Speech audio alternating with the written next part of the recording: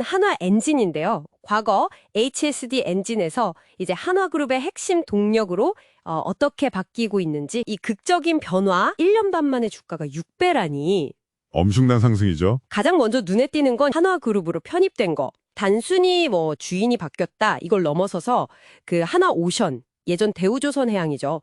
거길 인수하면서 배 만드는 것부터 엔진까지 그룹 안에서 다 해결하는 이른바 수직 계열화 이걸 완성했다 이런 의미가 있는 것 같아요.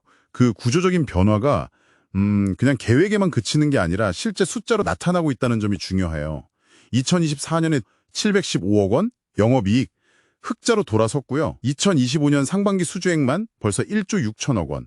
이게 작년 전체 실적에 거의 육박하는 수준입니다. 그러니까 뭐 회사의 펀더멘털 자체가 달라지고 있다 이렇게 봐야죠. 핵심 동력은 크게 두 가지로 볼 수 있습니다. 첫째는 그 국제회사기구 IMO라고 하죠. 여기서 환경 규제를 엄청 강화하고 있거든요. 그러다 보니까 배 주인들이 어쩔 수 없이 친환경 엔진을 써야 하는 상황이 된 거예요. 한화 엔진이 바로 이 지점을 파고든 거죠. 수익성 높은 친환경 엔진, 특히 그 LNG 이중연료, DF 엔진이라고 부르는데 이쪽 수주 비중을 확 늘렸습니다. 이게 중요한 이유가 기존 디젤 엔진보다 마진율이 상당히 높아요. 한 5%포인트 정도 더 남는다고 보시면 됩니다. 5%? 그러니까 환경 규제가 오히려 돈 버는 기회가 된 그런 셈이죠. 두 번째는 한화오션과의 시너지죠. 안정적인 내부 물량, 이걸 확보하게 된 겁니다. 올해 4월에 공시된 4,050억 원 규모 계약, 이게 대표적인 예시고요. 시장 상황 보니까 경쟁이 만만치 않다고 들었어요. 특히 HD 현대그룹하고 격차가 더 벌어졌다면서요? 그게 현재로서는 가장 큰 도전 과제입니다. 아시다시피 HD 현대가 STX 중공업까지 인수를 했잖아요. 그러면서 이제 대형 엔진, 저속 엔진이라고 하죠. 그거부터 중소형, 중속 엔진까지. 말 그대로 엔진 토탈 솔루션을 다 갖춰버린 거예요. 그래서 시장 점유율이 거의 40% 가까이 치솟았어요. 하나 엔진이 지금 한 13% 정도 되니까 차이가 더 벌어진 거죠. 40% 대 13%. 격차가 상당하네요. 그래서 이제 정말 하나 엔진이 HD 현대의 독주를 견제할 유일한 대항마 역할이 더 중요해진 상황입니다. 가장 큰 위험 요인 뭐가 있을까요? 예를 들어 부품 수급 같은 거. 단기적으로는 바로 그겁니다. 엔진의 거의 심장이라고 할 수 있는 핵심 부품, 크랭크샤프트 공급망 문제. 주요 공급처 중 하나였던 KMCS라는 회사가 공교롭게도 경쟁사인 HD 현대그룹으로 넘어갔습니다. 그러다 보니 이제 부품 공급이 좀 불안정해지거나 아니면 가격을 올릴 수도 있는 그런 위험이 생긴 거죠. 다행히 공정의 시정 조치로 3년 정도 유예 기간을 확보를 했어요. 하지만 그 안에 자체 생산 능력을 키우는 게 정말 시급한 과제입니다. 그리고 조선업 자체가 경기를 많이 타잖아요.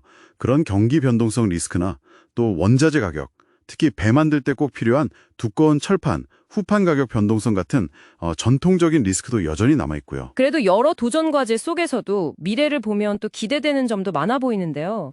당장 수주 잔고만 봐도 4조 원이 넘어요. 이게 벌써 2028년 이후까지의 매출을 어느 정도 확보했다는 뜻이니까요. 네. 근데 더 중요한 건 미래 기술이죠. 차세대 친환경 연료로 꼽히는 암모니아, 또 수소, 이쪽 엔진 개발에 그룹 차원에서 지금 힘을 쏟고 있습니다. 한화 엔진 혼자 하는 게 아니라 한화 오션, 또 한화 에어로스페이스까지 그룹 전체 역량이 투입되는 큰 프로젝트예요. 그리고 또 하나 빼놓을 수 없는 게 한화 오션이 미국의 필리 조선소 인수를 추진하고 있잖아요. 이게 만약 성사된다면 방산시장 진출이라는 새로운 가능성이 열립니다. 만약 이게 현실화되면 한화 엔진이 함정용 특수 엔진 같은 거를 공급하면서 새로운 성장 스토리를 쓸 수도 있는 거죠. 단순히 조선 기자재 업체를 넘어서 그룹의 그 글로벌 방산 비전에서 중요한 한 축을 담당할 수도 있다. 이런 잠재력이 보이는 겁니다. 한화 엔진은 한화그룹 편입 그리고 친환경 전환이라는 아주 강력한 두 개의 엔진을 달고 과거와는 완전히 다른 회사로 거듭나고 있다. 경쟁 심화나 공급망 이슈 같은 과제는 분명히 있지만요. 확실한 성장 동력이 있고 또 그룹의 지원이라는 든든한 배경도 있는 거죠. 결국 핵심은 이겁니다. 첫째, 크랭크샤프트 공급망 문제.